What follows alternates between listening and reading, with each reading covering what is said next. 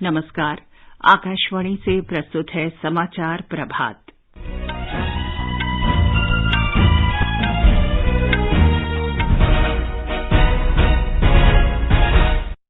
उत्तर प्रदेश विधानसभा चुनाव के 5वें चरण का मतदान जारी। यूक्रेन में फंसे 250 भारतीयों को लेकर एयर इंडिया का विशेष विमान दिल्ली पहुंचा। 240 भारतीयों को लेकर एक अन्य विमान बुडापेस्ट से दिल्ली के लिए रवाना। प्रधानमंत्री नरेंद्र मोदी ने यूक्रेन के राष्ट्रपति से बात की। यूक्रेन से भारतीयों की सुरक्षित वापसी का मुद्दा उठाया। रूस ने अपनी सेना को यूक्रेन पर सभी दिशाओं से हमले का आदेश दिया। प्रधानमंत्री आज सुबह 11 बजे मन की बात कार्यक्रम में अपने विचार साझा करेंगे। केंद्रीय मंत्रिमंडल ने आयुष्मान भारत डिजिटल मिशन को पूरे देश में लागू करने की अनुमति दी। भारतीय जीवन बीमा निगम में 20% विदेशी निवेश की भी मंजूरी। धर्मशाला में दूसरे 2020 क्रिकेट मैच में भारत ने श्रीलंका को 7 विकेट से हराकर 3 मैचों की श्रृंखला में 2-0 की अजेय बढ़त हासिल की।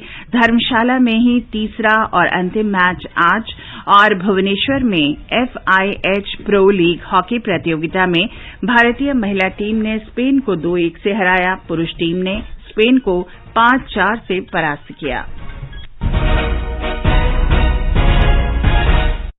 समाचार प्रभात में रवि कपूर के साथ मैं चंद्रिका जोशी। कोरोना वायरस के नए स्वरूप ओमिक्रॉन को देखते हुए आपसे अपील है, सतर्क रहें और पूर्ण टीकाकरण कराएं। 15 से 18 वर्ष के किशोरों और अन्य लोगों के टीकाकरण में मदद करें। सुरक्षित रहने के लिए कृपया 3 सरल उपायों का पालन अवश्य करें। मास्क पहनें, 2 गज की सुरक्षित दूरी बनाए रखें, हाथ और चेहरा साफ रखें।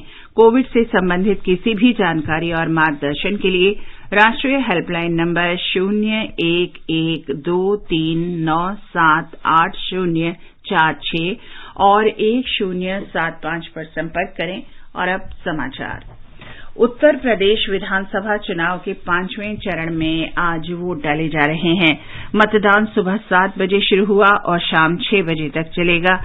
इस चरण में 12 जिलों के 61 निर्वाचन क्षेत्रों में मतदान हो रहा है। प्रत्येक मतदान केंद्र में इलेक्ट्रॉनिक वोटिंग मशीनों के साथ साथ मतदान पुष्टि पर्ची वीवीपैट का इस्तेमाल हो रहा है। और आइए अब हम सीधे चलते हैं अपने संवाददाता सुशील चंद्र तिवारी के पास। हेलो सुशील, आप ये बताएं इस समय आप कहां पर हैं और जो आसपास के मतदान केंद्र आपने अगर देखे हों तो कुल मिलाकर मतदान की गति क्या है इस समय? देखिए चंद्रिका, मैं इस वक्त प्राइमरी स्कूल वासुपुर के पास हूँ। ये यहाँ पर जो पोलिंग बूथ बना है उसके पास हूँ। इसके अलावा आसपास के कई पोलिंग बूथों का भी मैंने अभी जायजा लिया था। सभी जगहों पर, खासतौर पर इस पोलिंग बूथ पर भी लोगों की बहुत अच्छी मौजूदगी है, अच्छी भीड़ है और ग्रामीण इलाका है, इसलिए लोग अपने मताधिकार को लेकर के ज्यादा ही जागरूक हैं। और सुबह से ही अच्छी कतारें, लंबी कतारें नजर आ रही थी। लोग बड़ी संख्या में वोट डालने के लिए पहुंच रहे हैं। 7 बजे से ही लाइनें लगनी शुरू हो गई थी और कमोवेश यही हाल आसपास के कई पोलिंग बूथ पर हमें देखने को मिला। अभी तक इस चरण में 7 बजे जो मतदान शुरू हुआ पूरी तरीके से शांतिपूर्ण है। कहीं से किसी प्रकार के भी अप्रिय घटना की कोई सूचना नहीं मिली है। शांतिपूर्वक मतदान हो रहा है। खासतौर पर चुनाव आयोग की भी तरफ से सभी तरह के इंतजाम है, तो लोग बड़े उत्साह के साथ अपने मताधिकार का प्रयोग करने के लिए पहुंच रहे हैं और हमें लगता है कि जैसे जैसे दिन आगे बढ़ेगा और ये संख्या बढ़ती जाएगी। जी चंद्रिका, बिल्कुल ठीक कहा आपने। जैसे जैसे दिन बढ़ेगा संख्या बढ़ेगी मतदान की। लेकिन अब ये बताएं सुशील कि इस चरण के लिए सुरक्षा व्यवस्था कैसी की गई है?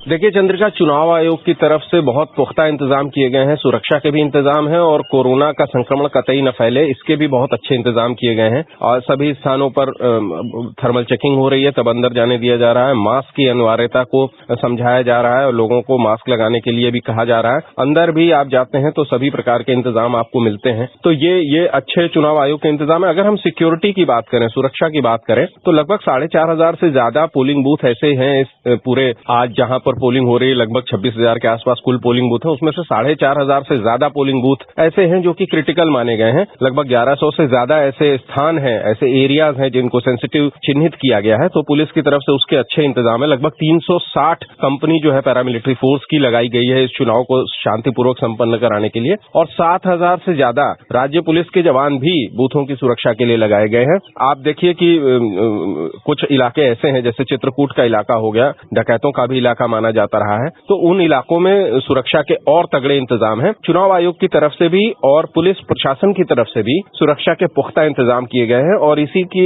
वजह से आप देखिए कि अभी तक पिछले चरणों में भी देखा हमने कि अच्छे सुरक्षा इंतजाम थे, और अभी भी सुबह से कहीं से भी किसी प्रकार की कोई हिंसा की खबर नहीं मिली है, किसी अन्य घटना की खबर नहीं मिली है। तो कुल मिलाकर के शांतिपूर्ण मतदान है और सुरक्षा के व्यापक और पुख्ता इंतजाम है। जी चंद्रिका।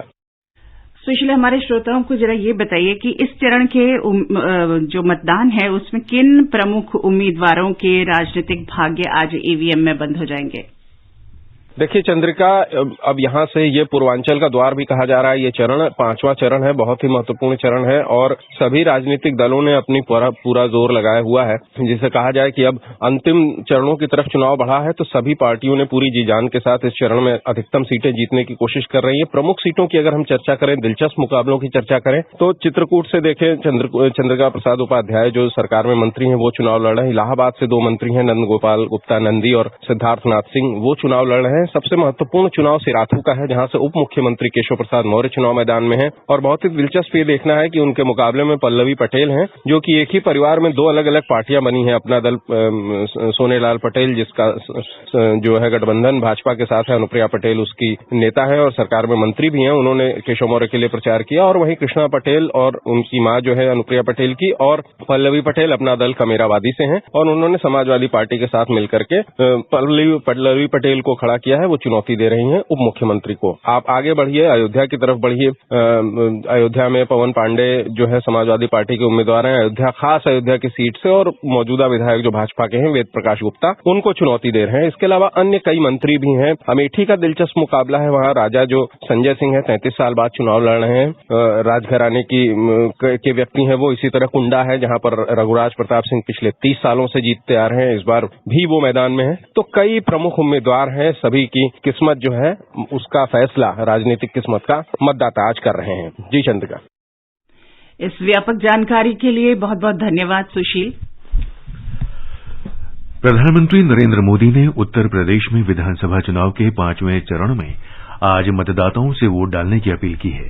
श्री मोदी ने एक ट्वीट में कहा कि उत्तर प्रदेश में आज लोकतंत्र उत्सव का 5वां चरण है। उन्होंने मतदाताओं से अपना बहुमूल्य वोट देने का अनुरोध किया। मणिपुर में कल विधानसभा चुनाव के पहले चरण में 6 जिलों के 38 निर्वाचन क्षेत्रों में मतदान होगा। ये जिले हैं पूर्वी इम्फाल, पश्चिमी इम्फाल, कांगपोकपी, फेरजाल, चूड़ा चांदपुर और विष्णुपुर। हमारे संवाददाता ने बताया है कि पहले चरण में 15 महिलाओं सहित कुल 173 उम्मीदवारों के राजनीतिक भाग्य का फैसला होगा।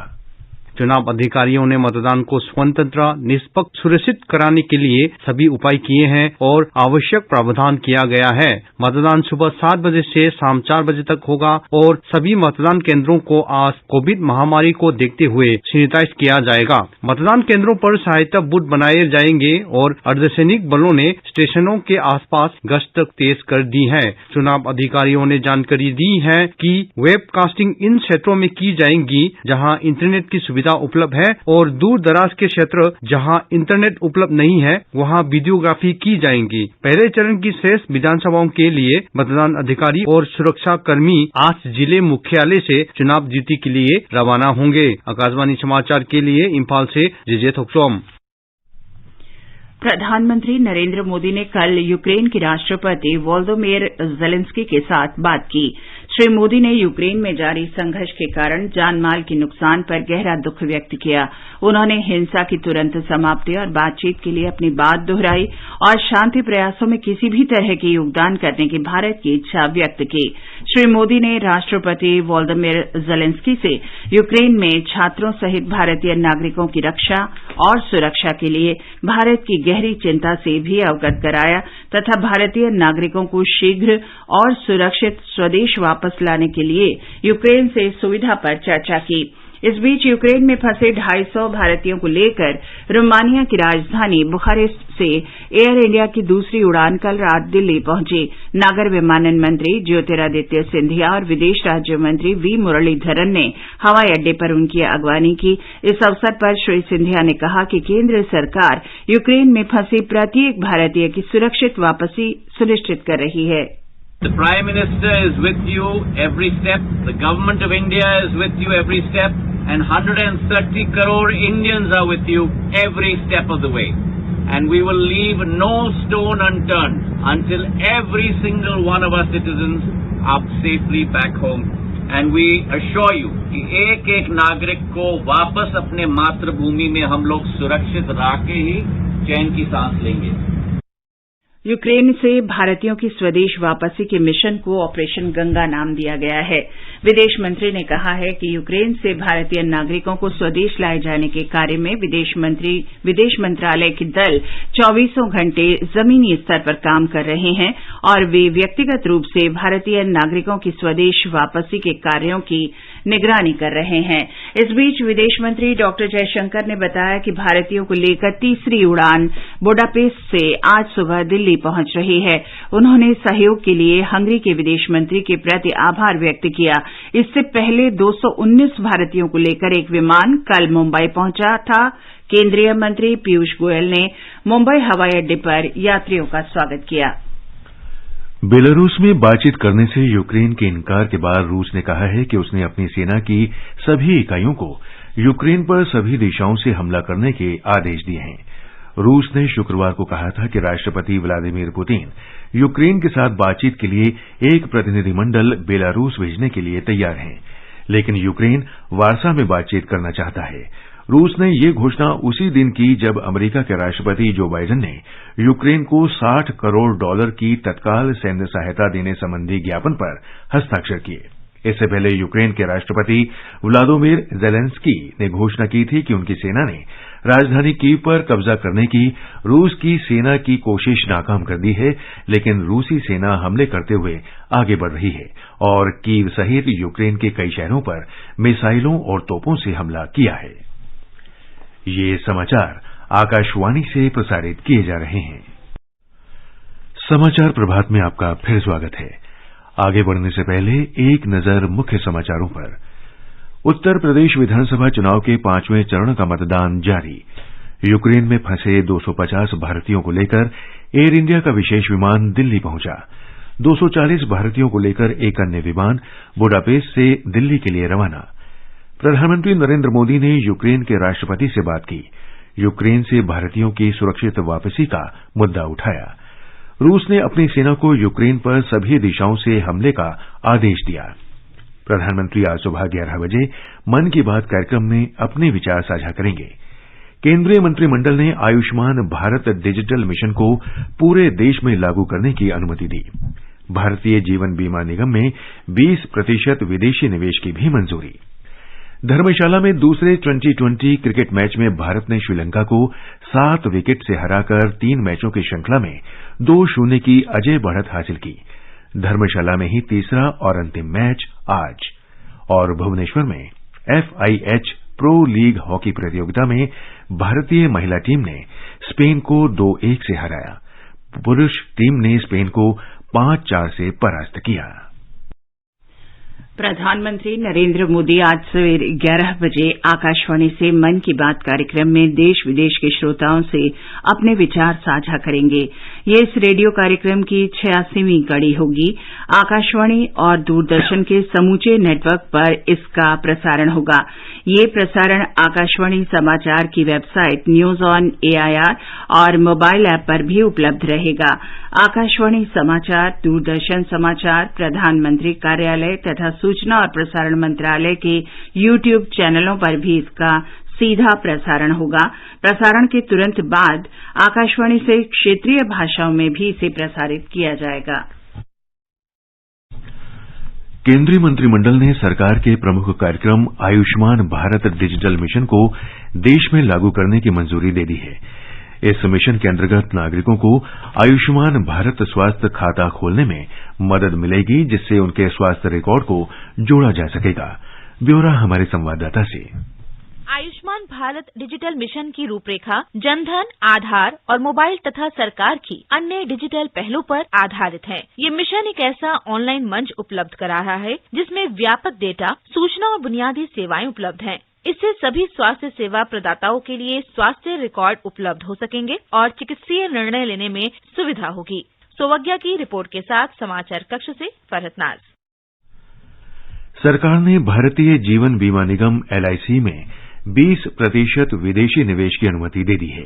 इसका उद्देश्य देश की सबसे बड़ी बीमा सेवा प्रदाता कंपनी का विनिवेश करना है। एक रिपोर्ट। प्रधानमंत्री नरेंद्र मोदी की अध्यक्षता में कल संपन्न हुई केंद्रीय मंत्रिमंडल की बैठक में भारतीय जीवन बीमा निगम में विनिवेश पर निर्णय किया गया। उद्योग और आंतरिक व्यापार संवर्धन विभाग ने वित्त मंत्रालय से विचार विमर्श के बाद LIC में प्रत्यक्ष विदेशी निवेश की अनुमति का प्रस्ताव पेश किया था। हालांकि निजी बीमा कंपनियों में 74% तक FDI की अनुमति है। अब इस संशोधन के बाद LIC में भी 20% तक विदेशी निवेश हो सकेगा। LIC के बहुप्रतीक्षित IPO के मार्च में शेयर बाजार में आने की उम्मीद है। आनंद की रिपोर्ट के साथ समाचार कक्ष से श्रीराम शर्मा। स्वास्थ्य मंत्री मनसुख मांडविया ने कल नई दिल्ली में राष्ट्रीय पोलियो टीकाकरण अभियान की शुरुआत की। ये कार्यक्रम आज से 2 मार्च तक देश भर में चलाया जाएगा। श्री मांडविया ने लोगों और गैर सरकारी संगठनों से 5 वर्ष तक के बच्चों को पोलियो की खुराक देने का आग्रह किया है। राष्ट्रीय पोलियो चक्र 27 फरवरी 2022। नमस्कार। भारत की पोलियो से जीत की कहानी बड़े बड़े शब्दों में लिखी जाएगी, पर इस जीती हुई लड़ाई को कायम रखने के लिए हमें अपने प्रयासों को जारी रखना होगा तब तक जब तक दुनिया से पोलियो का खतरा पूर्ण रूप से टलना चाहिए। खतरा है बरकरार, इसीलिए पोलियो की खुराक पिलाना है हर बार। 2 बूंद हर बार, पोलियो पर जीत रहे बरकरार। जन्म से लेकर के 5 साल तक पोलियो खुराक पिलाना है हर बार। राष्ट्रीय पोलियो चक्र 27 फरवरी 2022। देश में 177 करोड़ 40 लाख से अधिक कोविड रोधी टीके लगाए जा चुके हैं। कल 21 लाख से अधिक टीके लगाए गए। 60 वर्ष की आयु से अधिक और स्वास्थ्य कार्यकर्ताओं तथा कुछ विशेष लाभार्थियों को वैक्सीन की 1 करोड़ 99 लाख से अधिक एहतियाती डोज दी जा चुकी हैं। दिल्ली में कल से निजी 4 पहिया वाहनों में यात्रा करने वाले लोगों के लिए मास्क अनिवार्य नहीं होगा। दिल्ली आपदा प्रबंधन प्राधिकरण ने एक बैठक में सोमवार से दिल्ली में लगाए गए कोविड संबंधी प्रतिबंधों को हटाने का फैसला किया। दिल्ली के स्कूल 1 अप्रैल से केवल ऑफलाइन काम करेंगे।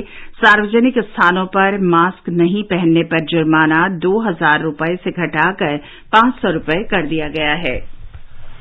भारत ने दूसरे T20 अंतर्राष्ट्रीय क्रिकेट मैच में श्रीलंका को 7 विकेट से हराकर 3 मैचों की श्रृंखला में 2-0 की अजय बढ़त बना ली है। श्रृंखला का तीसरा और अंतिम मैच भी आज धर्मशाला में खेला जाएगा। FIH pro league hockey tournament में कल शाम भुवनेश्वर में भारतीय महिला टीम ने स्पेन को 2-1 से हरा दिया। पुरुष वर्ग में भारत ने स्पेन को 5-4 से पराजित किया। आज भुवनेश्वर में ही दोनों देशों के पुरुषों और महिलाओं के बीच 2 मैच खेले जाएंगे। और अब आजादी का अमृत महोत्सव के अंतर्गत आइए सुनते हैं आकाशवाणी की विशेष प्रस्तुति आजादी का सफर। आजादी का अमृत महोत्सव।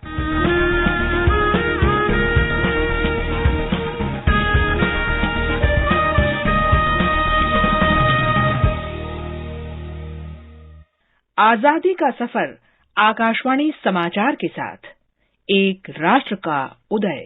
भारत का गौरवशाली स्वतंत्रता संग्राम आधुनिक विश्व के महानतम संघर्षों में से एक है। आकाशवाणी समाचार प्रतिदिन इस स्वतंत्रता आंदोलन की एक झलक आप तक पहुंचा रहा है।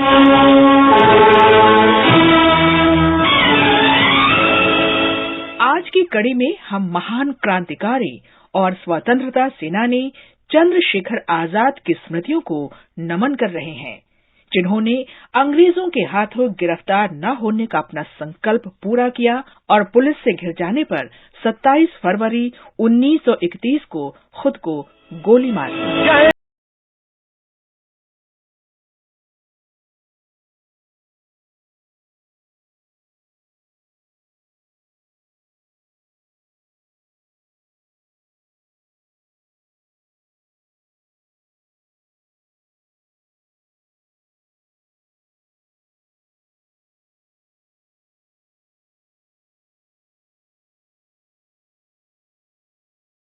शेखर का जन्म 23 जुलाई 1906 को तत्कालीन अलीराजपुर रियासत में हुआ था, जो अब मध्य प्रदेश में है। उन्होंने 1920-21 में बनारस में असहयोग आंदोलन में भाग लिया और विदेशी सामानों की बिक्री का विरोध किया। उन्हें गिरफ्तार कर लिया गया और खारे घाट अदालत में उनके खिलाफ मुकदमा चलाया गया। पीठासीन मैजिस्ट्रेट स्वतंत्रता सेनानियों के खिलाफ अपनी निर्ममता और क्रूरता के लिए कुख्यात था। अदालत में चंद्रशेखर का रवैया निर्भीक और अवज्ञापूर्ण था। नाम क्या है तुम्हारा? मैंने पूछा नाम क्या है तुम्हारा? आजाद। बाप का क्या नाम है तुम्हारा? स्वतंत्र। कहाँ रहते हो तुम? जेल में। ले जाओ इसको मेरी आंखों के सामने से और पेंड्रा को रेव की सजा दी जाए। भारत माता की जय। वंदे मातरम, वंदे मातरम। असहयोग आंदोलन रोक दिए जाने के बाद चंद्रशेखर आजाद क्रांतिकारी स्वतंत्रता संग्राम में शामिल हो गए। वे मनमथनाथ गुप्त और प्रणवेश चटर्जी के संपर्क में आए और बनारस में क्रांतिकारी दल के सदस्य बन गए। 1925 में राम प्रसाद बिस्मिल के नेतृत्व में काकोरी घटना में शामिल आजाद झांसी चले गए और मास्टर रुद्र नारायण सिंह के संरक्षण में ठहरे। झांसी में उन्हें सदाशिवराव मलकापुरकर, भगवान दास माहौर और विश्वनाथ वैशंपायन जैसे अच्छे सहयोगी मिले। पुलिस के छापों से बचने के लिए आजाद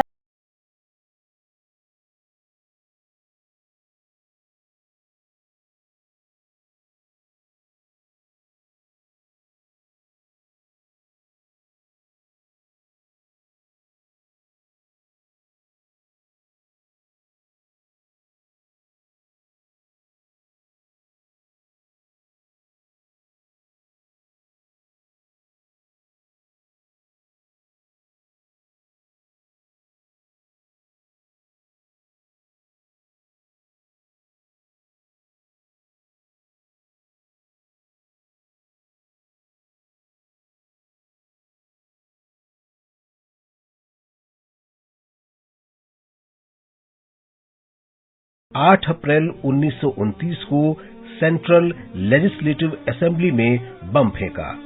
दिसंबर 1929 में वायसराय की ट्रेन उड़ाने के प्रयास में भी वे अप्रत्यक्ष रूप से शामिल थे। ऐ वतन हमको तेरी कसम, तेरी राहों में जहां तक लुटा जाएंगे। उनके एक सहयोगी ने विश्वासघात किया और 27 फरवरी 1931 को इलाहाबाद के अल्फ्रेड पार्क में चंद्रशेखर के होने का पता पुलिस को दे दिया। जब भारी हथियारों से लैस पुलिस ने चंद्रशेखर को घेर लिया तो उन्होंने अकेले अपने पास की मात्र एक छोटी सी पिस्तौल और कुछ गोलियों के सहारे बड़े साहस से मुकाबला किया और पुलिस को अपने पास फटकने नहीं दिया। जब पिस्तौल में मात्र एक गोली बाकी रह गई तो उस बहादुर और निर्भीक साहसी ने अपनी कनपटी पर वो गोली मार ली और गिरफ्तार नहीं होने का अपना संकल्प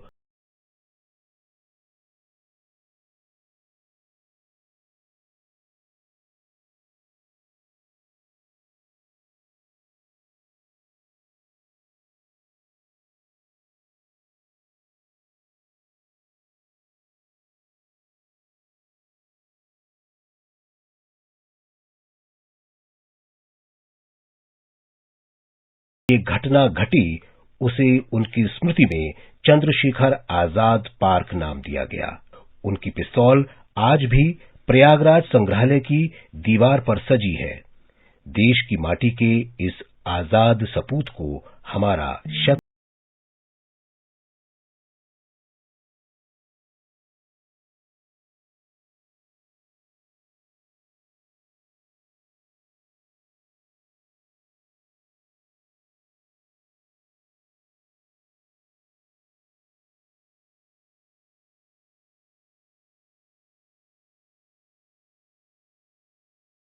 साथ ही आकाशवाणी समाचार के साथ आजादी का सफर की ये कड़ी संपन्न होती है।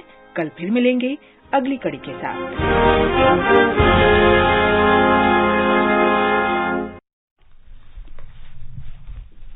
और अब एक नजर मौसम पर। दिल्ली और चेन्नई में आंशिक रूप से बादल छाए रहेंगे। मुंबई और कोलकाता में आसमान साफ रहेगा। श्रीनगर, लेह, गिलगित और मुजफ्फराबाद में आंशिक रूप से बादल छाए रहेंगे। जम्मू में आसमान साफ रहेगा। गुवाहाटी में शाम को वर्षा हो सकती है। इम्फाल, शिलंग, कोहिमा, ईटानगर और गैंगटॉक में बादल छाए रहेंगे। और रवि, अब बताएं आज के समाचार पत्रों में क्या विशेष है। चंद्रिका, यूक्रेन में चल रहे संघर्ष की खबरों को आज लगभग सभी अखबारों ने वहां की स्थिति के साथ सचित्र दिया है। दैनिक जागरण के शब्द हैं, कीव के मुहाने पर रूसी कमांडो। अमर उजाला ने सुरक्षा परिषद में रूस की घेराबंदी की अमेरिकी समेत पश्चिमी देशों की कोशिश नाकाम होने को प्रमुखता दी है। अखबारों ने लिखा है, भारत ने कहा विवादों का समाधान सिर्फ वार्ता। जनसत्ता लिखता है, रूस और यूक्रेन के शीर्ष नेताओं की हुई बातचीत में मतभेदों को दूर करने का प्रधानमंत्री मोदी का सुझाव। पत्र ने लिखा है, यूक्रेन में फंसे भारतीयों को निकालने का अभियान जारी। राजस्थान पत्रिका ने हम तो चले अपने देश शीर्षक से दिए चित्र में सुरक्षित लौटने पर मुस्कुराते छात्रों के चित्र दिए हैं। हिंदुस्तान ने चित्र के साथ शीर्षक दिया है, मैदान जंग से मातृभूमि तक ली राहत की सांस। उत्तर प्रदेश में 12 जिलों की 61 सीटों के लिए आज हो रहे मतदान पर भी अखबारों की नजर है। भारतीय वायुसेना ने कहा कि अगले महीने ब्रिटेन में होने वाले कई देशों के हवाई युद्धाभ्यास में भाग नहीं लेने की खबर कुछ अखबारों में है। हाल के घटनाक्रम को देखते हुए ये फैसला किया गया है। हिंदुस्तान ने लिखा है, उत्तराखंड और जम्मू कश्मीर में ताजा हिमपात से तापमान में गिरावट। औली में कल फिर बर्फबारी। और अंत में मुख्य समाचार एक बार फिर। उत्तर प्रदेश विधानसभा चुनाव के 5वें चरण का मतदान जारी। यूक्रेन में फंसे 250 भारतीयों को लेकर एयर इंडिया का विशेष विमान दिल्ली पहुंचा। 240 भारतीयों को लेकर एक अन्य विमान बुडापेस्ट से दिल्ली के लिए रवाना। प्रधानमंत्री नरेंद्र मोदी ने यूक्रेन के राष्ट्रपति से बात की। यूक्रेन से भारतीयों की सुरक्षित वापसी का मुद्दा उठाया। रूस ने अपनी सेना को यूक्रेन पर सभी दिशाओं से हमले का आदेश दिया। प्रधानमंत्री आज सवेरे 11 बजे मन की बात कार्यक्रम में अपने विचार साझा करेंगे। केंद्रीय मंत्रिमंडल ने आयुष्मान भारत डिजिटल मिशन को पूरे देश में लागू करने की अनुमति दी। भारतीय जीवन बीमा निगम में 20% विदेशी निवेश की भी मंजूरी। इसके साथ ही समाचार प्रभात का ये अंक समाप्त हुआ। नमस्कार।